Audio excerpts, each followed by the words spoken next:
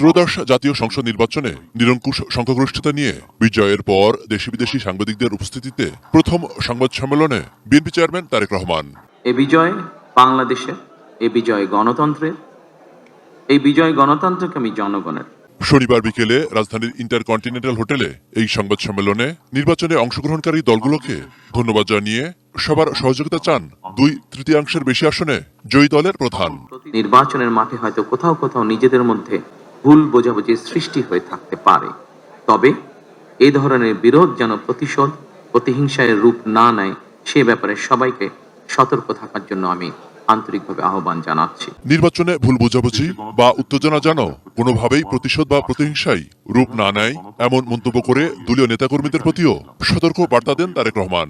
কোন রকমের অন্যায় কিংবা বিয়ানি কর্মকাণ্ড আমরা বরদাস্ত করব না। দলমত, ধর্ম, বর্ণ কিংবা ভিন্ন মত যাই থাকুক, কোনো অজুহাতে অবশ্যই দুর্বলের উপরে সবলের আক্রমণ আমরা মেনে নেব না। জনগণকে দেয়া প্রতিশ্রুতি পর্যায়ক্রমে বাস্তবায়নের অঙ্গীকারের কথাও উল্লেখ করেন তিনি। একই সঙ্গে কয়েকটি বিষয়ে নোট অফ ডিসেন্ট দিয়ে বিএনপি জুলাই সনদেও স্বাক্ষর করেছে। আমরা জনগণের কাছে প্রতিশ্রুতিবদ্ধ, প্রত্যাশিত প্রতিটি অঙ্গীকার পর্যায়ক্রমিকভাবে বাস্তবায়ন করব ইনশাআল্লাহ। দুর্নীতি এবং আইন শৃঙ্খল নিয়ন্ত্রণ এবং জনগণের প্রতি জবাবদিহিতার মাধ্যমে আমরা বাংলাদেশকে একটি নিরাপদ, মানবিক বাংলাদেশ হিসেবে প্রতিষ্ঠার জন্য যে যার অবস্থান থেকে আমরা ভূমিকা রাখি।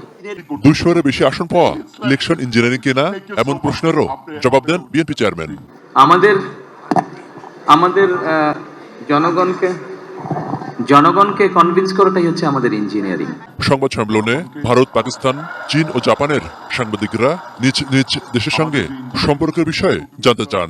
এ ব্যাপারে তারেক রহমান বলেন, বাংলাদেশের পররাষ্ট্রনীতি হবে জনগণের স্বার্থের ভিত্তিতে। The interest of Bangladesh and the interest of Bangladeshi people comes first. By protecting the interest of Bangladesh and the people of Bangladesh. Awami League কবে রাজনীতি করতে পারবে ভারতীয় সাংবাদিকের এমন প্রশ্নের জবাবে আগামী দিনের প্রধানমন্ত্রী তারেক রহমান বলেন, দেশের আইনই এটা নির্ধারণ করবে। Many people in Bangladesh who remain supporters of the Awami League. What are your plans for reconciliation in Bangladesh? By ensuring rule of law.